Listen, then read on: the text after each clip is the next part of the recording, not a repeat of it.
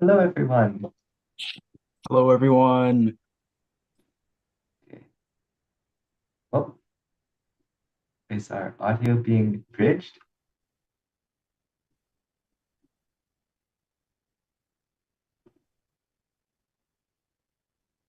Hello?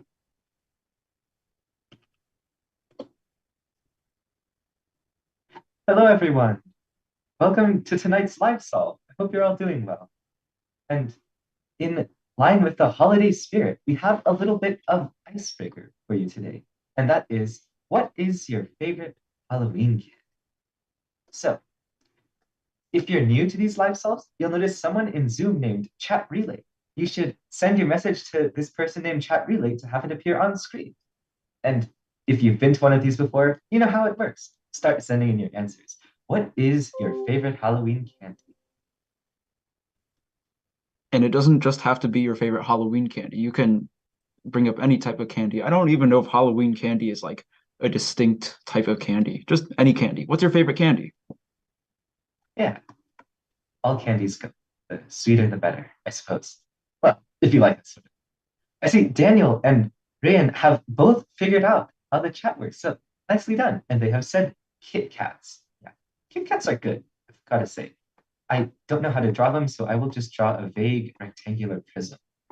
Oh, we've got chocolate, Skittles, Hershey's, Sour Patch, M&Ms, and Starburst slash Sour Patch. I've got to say, I agree with the Sour Patch take. Sour Patch is one of my favorite candies. I think I just like sour candies. Yeah. What about you, Kevin? What is your favorite Halloween candy? Oh, that's hard. I also like sour Yeah. candy. I do also like Kit Kats though. I think I'm gonna have to go with Kit Kats. Uh, yeah. Kit Kats are good. They are. I remember I haven't actually gone trick-or-treating for a while, but a couple years ago when my sister was going trick-or-treating, my favorite part is when she would come back home and dump her candy on the table, and I would just spend an hour sitting and sorting the candy by brand and then by size. So then next time she came downstairs, it was just a very neat, organized table of candy. Yeah. Yeah, it's really satisfying to do that. And then you start Yeah. trading with everybody, and then like, Oh hey, I'll yeah. I'll give you a Kit Kat if you give me, I'll give you a big Kit Kat if you give me like three Sour Patch packs or something. Yeah. How about we should get your guys' input? Would you accept a trade of five singular M&Ms? So like, the circles. You get five of those little circle things in exchange for one Kit Kat. Or if not, what is your exchange rate for M&Ms to Kit Kats? Like, could I say, hey, Dale, I will give you 10 M&Ms. Will you give me a Kit Kat? Or, hey, Ryan, will you accept 20 M&Ms for a Kit Kat? Hmm. Ah, good point. That depends if they have nuts in them. I am not really that in tune with Kit Kat branding and the world of Kit Kat, Kit Kat Plus, Kit Kat Premium, Kit Kat subscription. There probably is a Kit Kat subscription service, but that's unfortunate. But, Oh, I think it's the M&Ms that have nuts in them, not the Kit Kats. oh, that would make sense. It would make sense, like the nut is surrounded by the chocolate. Mm, yeah. Alrighty. Well, now that we've had a little bit of discussion about the ever important topic of Halloween candy, and I'm sure you're wondering, oh, I tuned into this live solve for math. And well, of course, I'd love to talk about candy. When will we get to the math? And we actually have a wonderful person here to tell us a little about that. Professor Lowe, could you introduce this live solve to us? Hello, everybody, and welcome to tonight's live song. It's 2 days before Halloween, and we're going to end up doing some questions today that are a good match for people in middle school. These are Math Kangaroo levels 7 and 8. It's a huge pleasure to be able to collaborate with them every single time. I'm sorry, I'm actually not able to join for this live solve because, as you might be able to hear, I am traveling. I'm in an airport. I'm actually giving a talk tomorrow in Albuquerque, New Mexico. However, you'll probably see that you're in very good hands because on these live solves, we have some extraordinary people who actually had done these kinds of competitions before as well. They're experts. But the best part is that they actually haven't seen these questions before. So, as usual, you'll get to see how they think on the spot as they do them for the very first time. You might notice that there's an interesting feature in our system, which is that with this nice big crowd we've got tonight, go ahead and talk as much as you want. Just send your messages to chat relay, and then you'll see them appear here on the screen. I hope you guys have fun. I actually love these questions, and I wish I could join this too. It's just that I unfortunately have to get to Albuquerque by tomorrow morning. Have fun, guys. You're in good hands. Take care. Thank you, Professor Lowe. Have fun in Albuquerque. Yeah, Ryan, this is a good question. I feel like if I saw Professor Lowe in the airport, I would get really excited and start asking him for autographs or something. Anyways, so with that from Professor Lowe, I would like to have the privilege of introducing my co-live solver, Kevin Wan. Kevin Wan is absolutely insane at math. He was a national math counts qualifier in 2020, but also a qualifier for the USA Junior Math Olympiad in 2022 and 2023, receiving an honorable mention in 2023.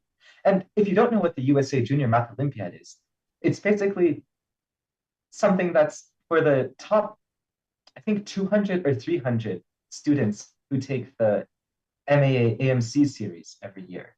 So it's incredibly impressive. But beyond this competition math, Kevin is also the president of his school's math team, enjoys playing piano and violin. So he's incredibly skilled. Let's give it up for Kevin.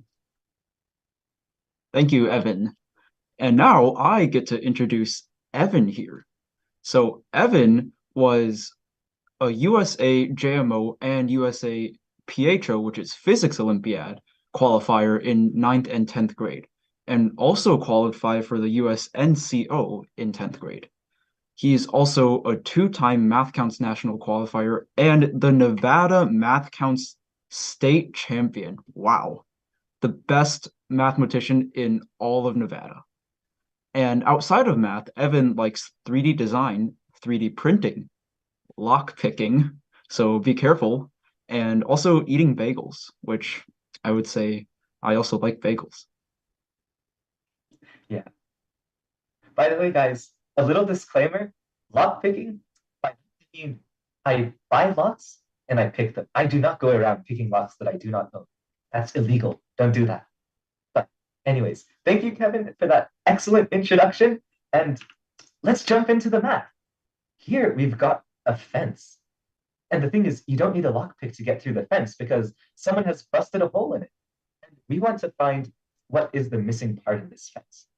This is not super hard because we can just continue filling in these lines. So we see that, this vertical post, we lost 3 of them here. And these horizontal posts, we also lost 3 of them.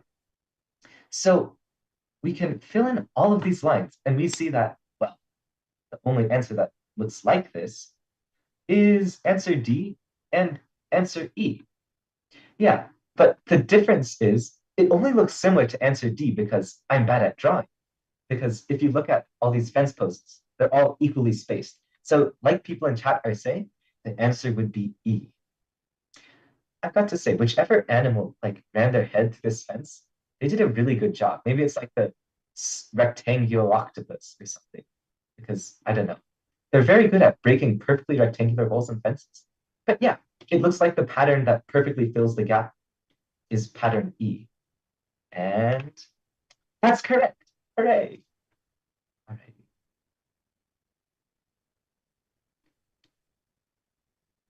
Onwards. Take it away, Kevin. All right. This next problem says a gray circle with 2 holes in it is placed on top of a clock face, as shown here. And then the gray circle is turned around its center so that an 8 appears in one of the holes. And the question asks what 2 numbers could be seen in the other hole. So we have to kind of look at 2 cases here, because either one of the holes could be in the 8 spot, and that would mean there would be a different number in the other hole. So let's see.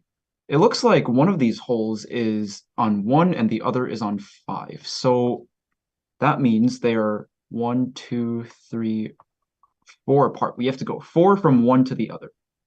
So let's look at the first case. Let's say the original hole with a 1 on it, that one is on 8. So then we have to go 4 more clockwise because 5 is clockwise in the direction of 1. So after we go 1, 2, 3, 4, we get to 12. So that's one of our answers. And what's the other one then? Well, if we take the other hole, the one that originally has 5 on it, and we move that one to 8, then 1 is 4 counterclockwise from that. So that brings us to 1, 2, 3, 4 to 4, which means our two possible numbers in the other hole are 4 and 12, which gives us choice A. All right, and let's take a look at the answer now. Yep, it was A, 4 or 12. And now let's move on to the next question. So take it away, Evan. Alrighty. Oh, actually, right before that, I see a quick question in chat from Neha, and this is a good question about why we go 4 spaces around the clock instead of 5. And well, the answer is that the number of spaces between 1 and 5 over here, we can count 1, 2, 3, 4 spaces between them. So when the next hole is showing 8, we would go either 4 spaces in this direction or 4 spaces in this direction to get either, well, to get 4 or 12. Yeah. Alrighty. But now we've got some more lines on pieces of paper. I've got to say, at first, I thought this was a clock. So, yeah. But this would be a really weird clock because, I mean, like 286 is not a time. Anyways, enough of that. Christina has a piece of transparent paper with some lines marked on it. She folds it along the dashed line. So she folds this down over here. And what does she see now? Alrighty. Well, for this, I'm just going to first make the image much bigger because that will be easier to write on. And then, well, I think I'll draw the reflection of the upper half onto the lower half. So when we're reflecting this vertical line over here, it's pretty clear that we're going to end up with this vertical line here. We simply reflect it, we mirror it over the dashed line. And we can do similarly for this short vertical line. Actually, let me make these different colors just for like fun. Okay, so we have this short line and we reflect it over the mirrored line to get this figure here, which looks an awful lot like a 9. So one thing that would be wise to do would be start eliminating answer choices. And well, we see right now that, of course, it's a 9. So we can eliminate B and D, which are 6s. And well, something unfortunate is that these answer choices have been cleverly written. So we're going to have to continue reflecting lines. Anyways, so if you reflect this long line over here over the mirrored line, we'd end up with this long line. And of course, if we reflect this short line over the dotted line, we end up with a reflected short line over here. The important thing is that both of these short lines are farther away from the center line. So it would be incorrect to draw the reflection over here. This is just an important thing to realize and perhaps a mistake that you could make. All right, so now we have 6, 9 as the last 2 digits, and we've still got to do one more digit over here. And by now we have the hang of this. Yeah, like people are saying, we'd end up with a 5. This line, this short line becomes a short line over here, and the second short line gets reflected down here. So we have 5, 6, 9 for option C. Great job, everyone. This is excellent participation in chat. You guys are doing quite well. Yeah, and it is C. Hooray! All right, so our next problem here says John has 150 coins, and when he throws them on the table, 40% of them show heads. and 60% of them show tails. How many coins showing tails does he need to turn over so that there are the same number of coins showing heads as tails? Okay, so we have to turn some of them over, and then we get the same number of heads and tails. Well, let's see how many heads and tails we have first. We have a total of 150 coins, and then 40% of them are heads. So that means that there would be 40% times 150, and I don't really like percentages, so I'm going to turn that into a fraction. So 2/5 times 150. The 5 and 150 cancel out to give a 30, so that means there are 60 heads. And then we could also do 60% of 150 to get the number of tails, but I'm just going to do 150 minus 60 because it has to be, they either have to be heads or tails. So just 150 minus 60 gives us 90 tails. And now we have to flip over some number of tails to get the same number of heads and tails. So there are 30 more tails than there are heads because we have 90 tails and 60 heads. But it seems like if we flip over 30 tails, then they're just going to swap around. We're then going to get 90 heads and 60 tails. So we can't just do that. We have to meet somewhere in the middle. And to do that, we can do plus minus 15. We see that we have 90 tails and 60 heads. If we meet them in the middle like this, that means we can subtract 15 from 90 and add 15 from 60 to get 75 heads and 75 tails. And of course, in that case, we're subtracting 15 from 90. And that means that our answer would be B, 15, which I am seeing a lot in the chat. So great job, guys. And as we check the answer, it is B15. So great job, everyone. Excellent. Yeah, that was a good way of thinking about it. That we want to bring down the 90 and bring up the 60, the 60 to right in the middle of them. That's cool. Alrighty. And now we've got a biolab. At least these look like petri dishes. No, they're circular discs.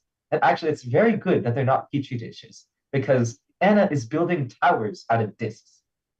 For future reference, for if you guys end up working in biolabs, you should know that a lot of them get really mad at you if you start stacking the petri dishes with stuff on top of each other. Particularly if you start stacking the petri dishes like this. Oh, they get really mad and they start saying words like biohazard and you're fired and get out of here and this is terribly unsafe behavior. But thankfully, there's circular discs, and well, Anna is stacking them such that each disc in her tower is smaller than the one below it. So this is even worse though if you're in a biolab, because then each petri dish is falling into the previous one. You'll still not keep your job there for long. Anyways, the key point of this problem is that, well, if I choose any 3 sizes, whatever happens, I will always have a biggest, a medium-sized, and a smallest. So effectively, I can think in my head that this is the same as how many ways are there for me to choose 3 of these discs without me caring about order. So it's like, I don't care if I choose this one first, this one second, and this one third. I just care about which 3 I choose.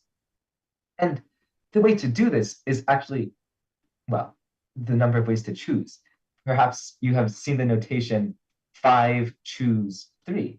It's the number of ways to choose 3 things from 5 without order. But in case you haven't, I'll go through it the slightly longer way, which is, well, suppose order did matter. How many ways would there be for me to choose 3 of them? Well, 5 for the first disk, 4 for the second disk, and 3 for the third disk. But now I'm overcounting because it's like, oh, I'm choosing you first, you second, and you third, or I'm choosing you first, you second, and you third. Let's see, the chat is blocking this. Let me bring it up. Either way, we're overcounting by a factor of the number of ways to arrange 3 objects, which is 3 factorial. The number of ways to rearrange 3 objects is called 3 factorial, or 3 times 2 times 1. And this is because it's like we have 3 options for the first one, 2 options for the second one, And well, the third one's got one option now.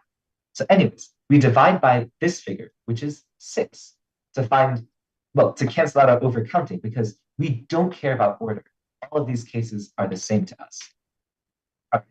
And so we have 5 times 4 times 3 divided by 6, which is 20 times 3, 20 times 3 divided by 6, which is 60 over 6, which is 10. Option D. Yeah. Alrighty. And I saw someone in chat note that this is what we do in the combinatorics module. And you're exactly right. This is part of what we've learned in module 3, combinatorics. So if you particularly like this, you should consider that class. Anyways, the answer is indeed D10. Nicely done, everyone. Yep, great job, everyone. And now let's take a look at the next problem. So here we say we have Annika wrote down 3 consecutive whole numbers in increasing order, but instead of digits, she used symbols. So wrote square, diamond, diamond, or rhombus, rhombus, heart, triangle, triangle, and heart, triangle, square. So looks like Annika decided that she did not like numbers today. So I think the key part here is that these are consecutive whole numbers. And we see that when we go from this first one right here to the second one, this hundreds digit is changing. So that means if we have originally square, that's not a diamond, a square, diamond, diamond, or square, rhombus, rhombus, and these are consecutive, so we're adding 1 to get to the next one. And then the hundredths digit changes. So that means that in order for that to happen, both of the diamonds have to be 9. So that means we have square 9, 9 plus 1 gets us to heart. This says triangle, triangle, but triangle, triangle must be 0, 0 because we go from, let's say, for example, if it was 199 plus 1, that gets us to 200. So we already have that rhombus equals 9 and triangle equals 0.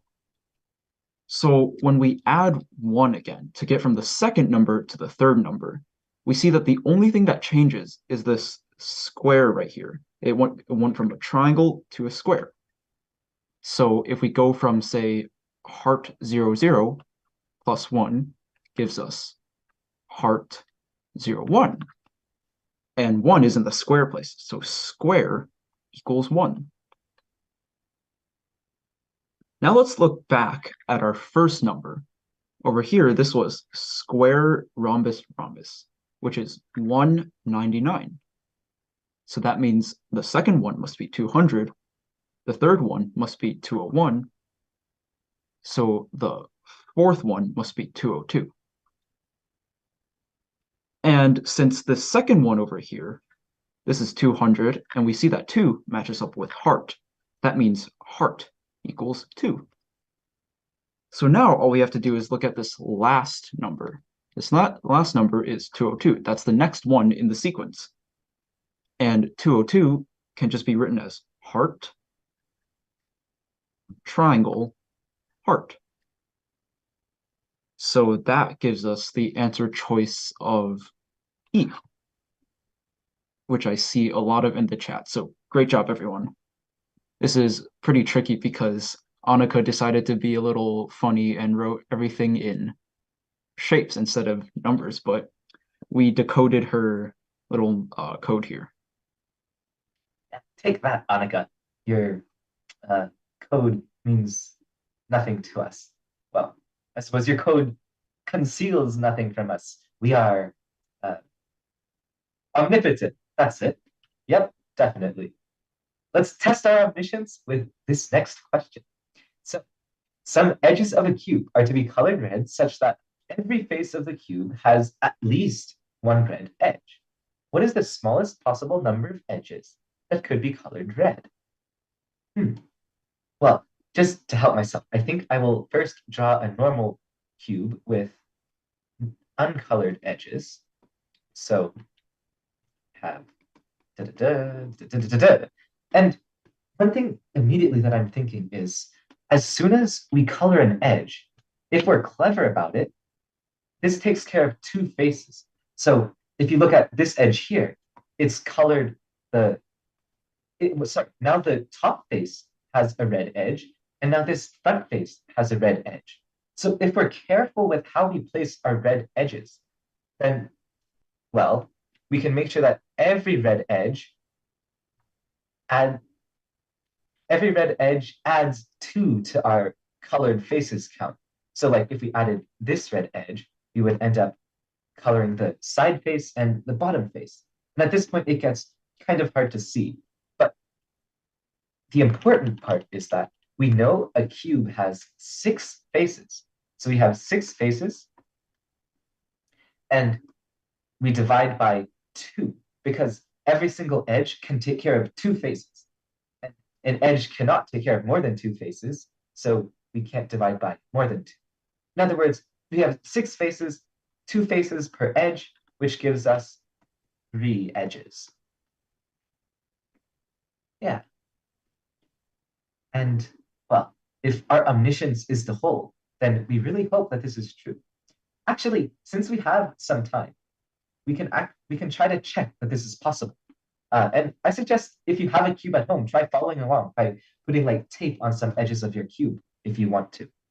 So we could start with this edge that gives us our top and front face. Well, we can also use this edge here that gives us our back face and our right side face. And the last edge we have is down here, which gives us our left side face and our bottom face. So that's all 6. And like people are saying in chat, yeah, this ends up being answer choice B. Our omniscience holds. We still are correct. Excellent.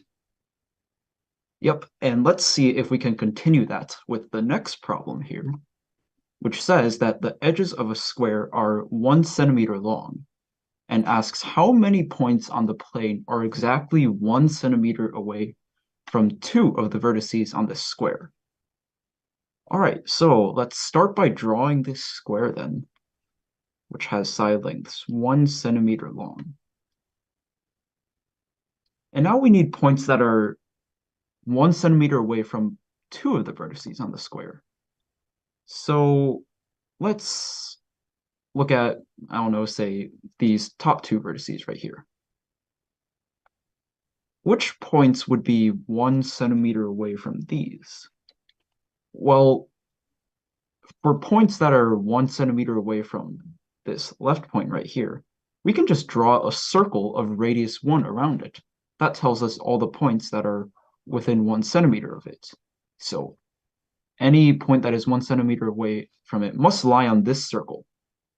And we have to do the same thing with the other point over here. So we draw a circle of radius 1 around it. Not a very good circle, but you get the idea. And it looks like right here that they intersect in 2 points, one down here and then one up here. And these are the points that are 1 centimeter away from both of them. And in this case, we just chose 2 random points and we got 2 points. So it looks like we could just, say how many ways can we choose 2 points along the square? And then for each of those cases, we just multiply by 2. Although there could be some overlap though, so we might have to check for that. But our temporary answer should be 4 choose 2 because there are 4 points and we choose 2 of them, times 2 because each pair gives us 2 intersection points. And this turns out to be 4 times 3 divided by 2. 4 times 3 over 2 times 2, which equals 12. But are there any intersection points? It looks like if we have any 2 vertices that are adjacent to each other, like these, and then we look at all the ones that are adjacent, like the 2 on the right, they're not going to intersect like with each other because this point is going to be somewhere over here and over here. and it's like not directly in the center of the square, so they're not all gonna like go to one point. And also, if we look at the diagonal ones, just to check, if we draw circles of radius 1, it looks like that they intersect at the corners or the vertices of the square. And that, of course, has not been covered yet. So there is no overlap between any of the points we found, which means that it should be 12.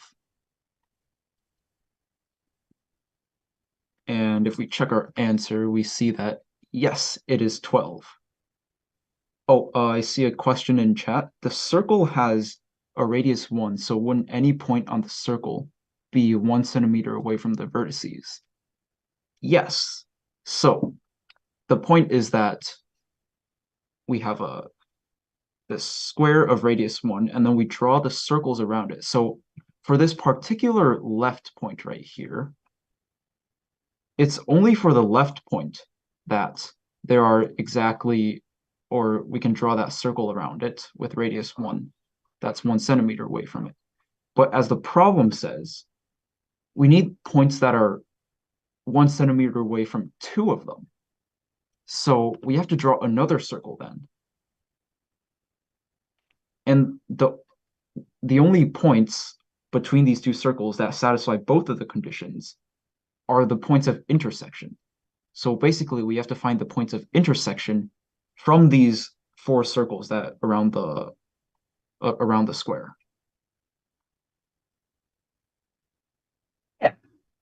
Yeah. Actually, the circle is defined by. You're exactly right. You're exactly right, Fred. I hope I am pronouncing that right.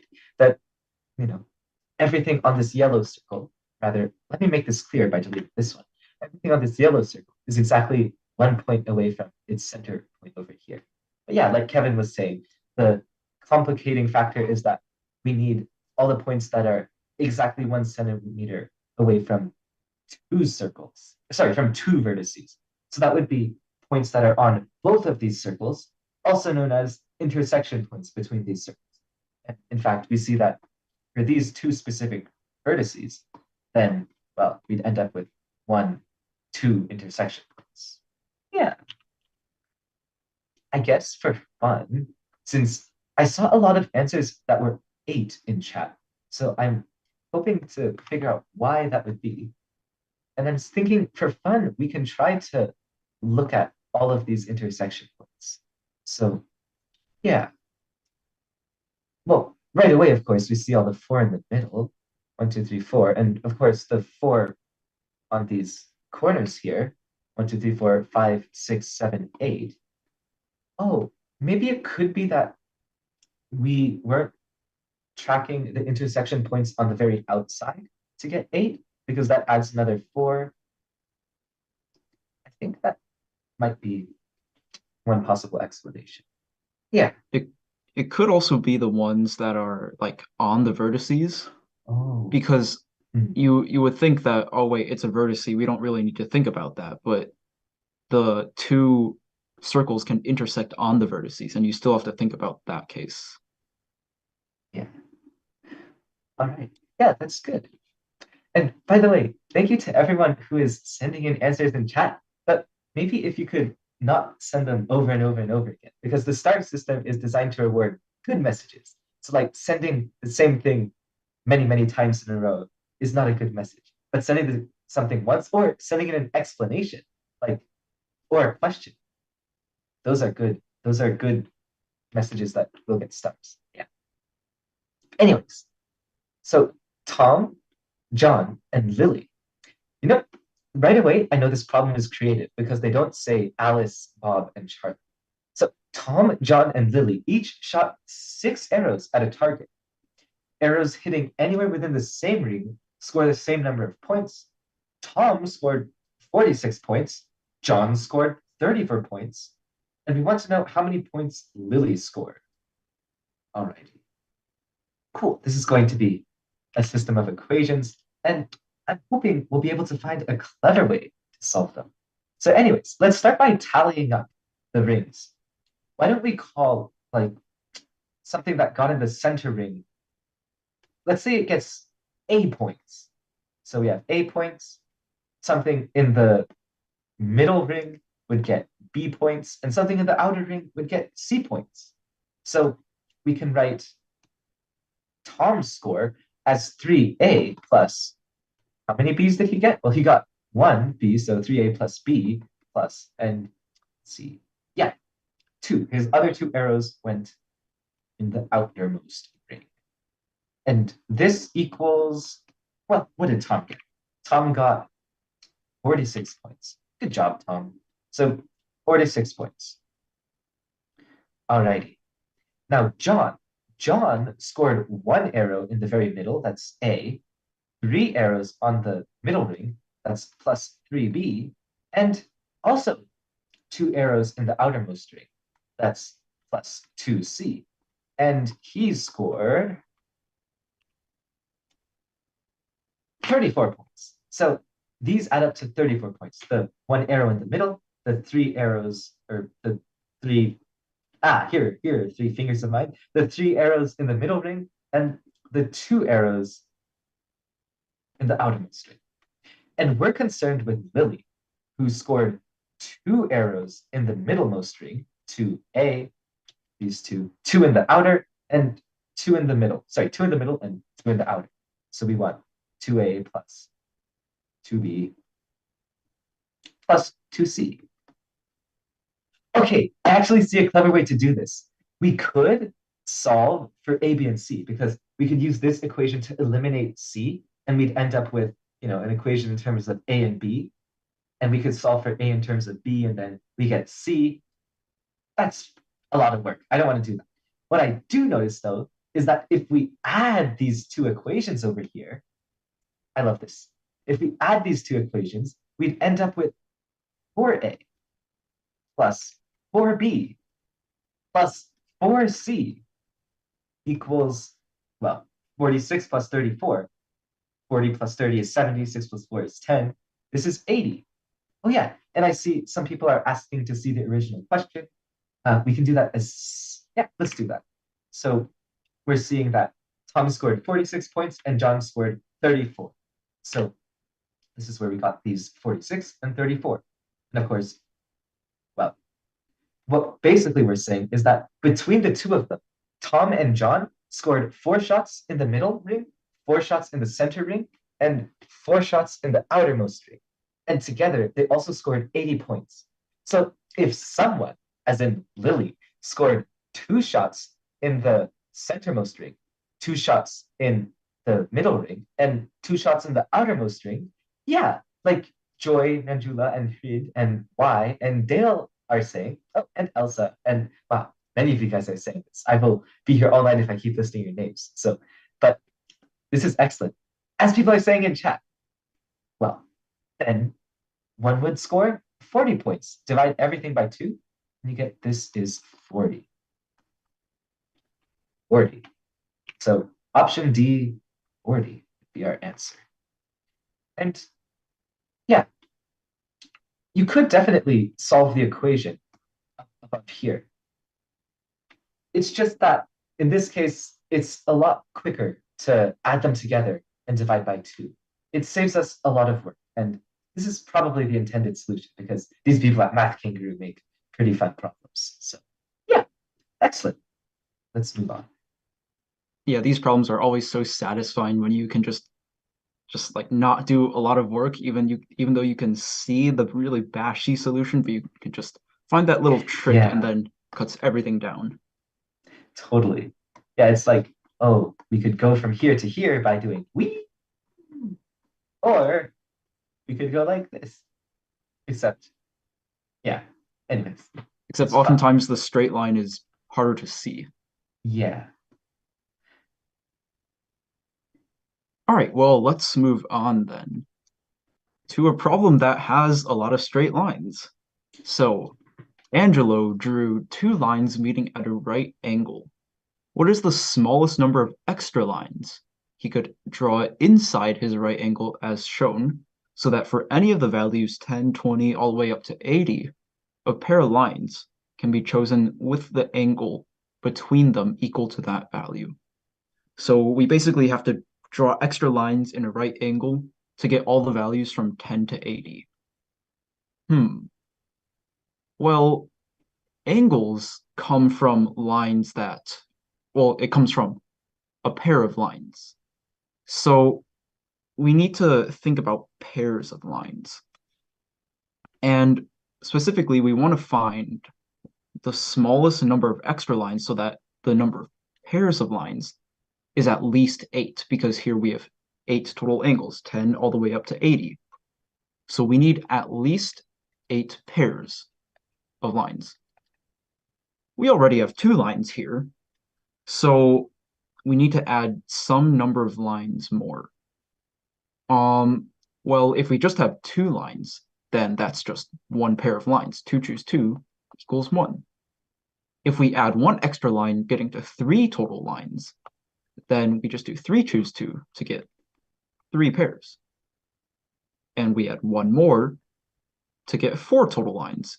Choose 2 of them, that gives us 6 pairs, so we're not there yet. But then when we add that last one, 5 choose 2, that gives us 10 pairs. So it looks like the minimum is 5, but we also need to show that we actually can do this. So it looks like we could just add 3 more. So this is a tentative 3, but now we have to show that we can actually draw something that works. So this is, I guess we just have to try, right? I don't think there is like a really slick solution in this one. We just kind of have to try this. Maybe we just draw a 10 first, because obviously we need a 10. So let's say like we draw something that is very close to this bottom one, and this is 10 degrees.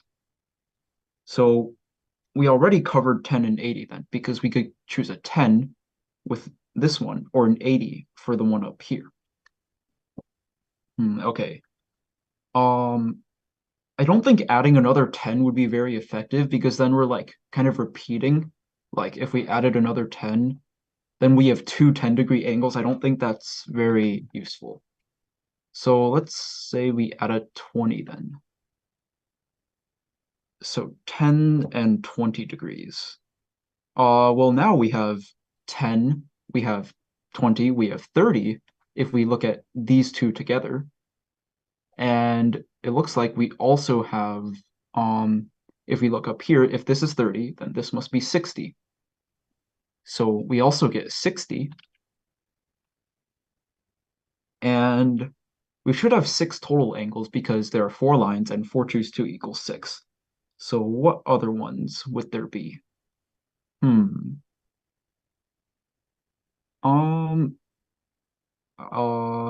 I can't seem to find any other angles that work here. All right, there should be a 90-degree angle that we haven't counted yet, because we have this big one if we choose here.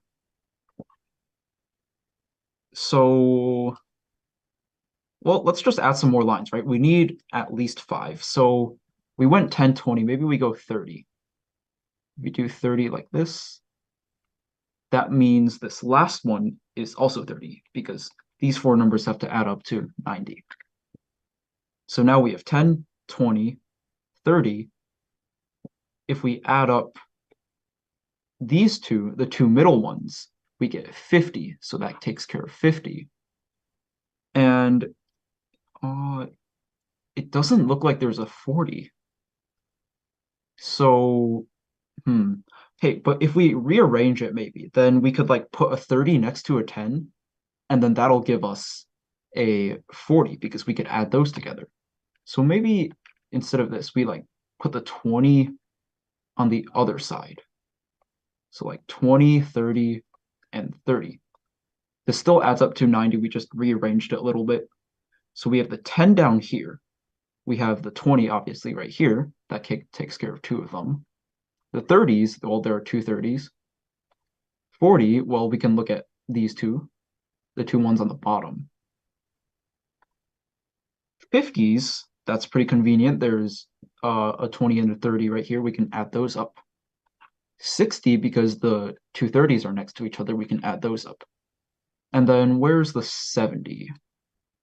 Oh, the 70 is if we take 10 plus 30 plus 30. That gives us the 70. And the 80 is just 20 plus 30 plus 30. So everything above the 10. So it looks like this construction works. And again, we first found that the minimum has to be 3. We have to have at least 3 more lines. And then we also showed that we can attain this. So that means that our answer of 3 is valid. So let's check our answer then. Yep, it says 3. And it looks like they had the same but like flipped construction as we had over here. I think with this problem, it's a lot of trial and error at the end. So it might be a little frustrating if it's hard to get, but if you keep going at it, it should be good. Yeah, this was definitely not an easy problem. Yeah. Well done, though. Nice. Alrighty. And I see, yeah, the intended solution actually happened to be the same. But I'd be willing to wager that, well, there's at least 2 ways to do this. Of course, the second way is pretty trivial. We would just put the 20 degrees here and the 10 degrees here. Oh, I see a question in chat. Oh, For the 70 degrees, we choose 3 angles, but that's not a pair of angles. So I was looking at adding up angles because it's the same as looking at a pair of lines. So if you look at the 70 angle construction, we added up 3 small angles, but it was really just taking this big angle right here in green. And that's still made up of 2 lines. And we need a pair of lines. So it's like easier to think about it as like adding up angles, but in the end, it's still 2 lines right here. yeah, that's a good explanation. Alrighty. Yeah, thank you all for sending in questions about these problems. Keep them coming. Yeah, I'm glad you got it. That was a really nice explanation by Kevin for the overall problem. I was having a lot of trouble thinking of it, so that's cool. Alrighty, back to the animals, though. Think of the animals. I don't know. But it's Math Kangaroo. So we've got some beavers and kangaroos standing in a circle. We have 3 beavers in total, and no 2 beavers are standing next to each other. There are also exactly 3 kangaroos who are standing next to another kangaroo. What is the largest possible number of kangaroos in the circle? Well, I think a good idea is to just start by putting the beavers down vaguely around the circle, and then we can stuff the space between them with kangaroos. So an immediate thought is to just like put kangaroos here, here, and here, because no beaver can stand next to each other. This is the minimum. But we also want to fully exploit the fact that we're allowed to have exactly 3 kangaroos who are standing next to another kangaroo. And one way to do this would be to put a kangaroo here and then try to put another kangaroo here. But the problem with this is that it's like we're wasting a kangaroo because we're counting 4 kangaroos standing next to each other, but we've only added 2 kangaroos. So what would be better? Well, also, 4 is too many. 4 is 1 more than 3. So once we add in our second kangaroo here, we have to add in a third kangaroo over here. And in this case, it's only these 3 kangaroos that are standing next to each other. Yeah. Yeah. We want to put in as many kangaroos as possible. Yeah. Alrighty. So there are exactly 3 kangaroos standing next to each other, and we want the largest possible number of kangaroos in the circle. Well, obviously, if we go from a setup like this to any more kangaroos, since we already have 3 kangaroos standing next to each other, we'd break that limit. But let's try thinking more rigorously through why this is correct. So starting with our 3 beavers, it's obviously clear, or not obviously, but it's more directly clear that we have to put kangaroos in between the beavers because, well, we can't have any beavers standing next to each other. And then in this case, we have 0 kangaroos standing next to another kangaroo. So we've got to add in a second kangaroo. We do that like this. Now we have 2 kangaroos standing next to another kangaroo, but we want a third one. So where else could we stick in a kangaroo? What if we stuck the kangaroo here? Well, then we'd end up with 4 kangaroos. Can't have that. Sorry, 4 kangaroos standing next to another kangaroo. We can't have that. Similarly, if we stuck the kangaroo here, we'd have 4. So the only place left to put the last kangaroo is over here. Yeah. And that gives us 5 kangaroos. And I see in chat someone actually had a decently good idea, which was to write the kangaroos and beavers in a line, which would be, in this case, K, K, K, B, K, B, K, B. But the problem with doing this, though, is that it's really easy to trick yourself into not remembering that these two ends of the circle touch. So I could probably trick myself into adding another kangaroo here or something like that. So yeah, definitely this is the only way to arrange our kangaroos. And for now, it's probably best to keep them arranged in a circle. At least I would think so. Yeah. Anyways, B5 is what we hope the answer is, and it is. So this is good. Alrighty. Alrighty, great job, everyone. Let's move on to the next question now. So, the next one says, Snow White organized a chess competition for the 7 dwarves, in which each dwarf played 1 game with each of the other dwarves. On Monday, Grumpy played 1 game, Sneezy played 2, Sleepy played 3, Bashful 4, Happy 5, and Doc 6. How many games did Dopey play on Monday? Why is it Monday? All right, it's because maybe they didn't finish the competition on one day. So on one of these days, we have Doc playing, we have each of the dwarves playing that number of games. Well, I see one thing. Doc must have played every single other person, or every single other dwarf, I should say, because there are only 6 other dwarves apart from Doc, and Doc played 6 games. So Doc must have played Grumpy, Sneezy, Sleepy. I can't just do S. SN, Sneezy, Sleepy, Bashful, Happy, and Dopey. So, well, after Doc plays those games, we don't have to worry about Grumpy anymore because Grumpy only played 1 game. And of course, this is like a mutual game. It's not just Doc plays each of these and none of those play Doc. It's like a mutual playing. It's like a handshake. I know there's a lot of handshake problems for like math counts and kangaroo and stuff. So after Doc plays 1 game against each of those dwarves, then how many games do each of them have left? Well, Grumpy has 0 left because he already played that 1 game. Sneezy has 1 left. Sleepy has 2. Bashful has 3. Happy has 4. And then Dopey has some number of games left. Well, we know we can't be playing Doc again because Doc already played all of those games. So maybe let's look at Happy now because Happy has the most games left out of anybody. So Happy is going to be playing 4 people.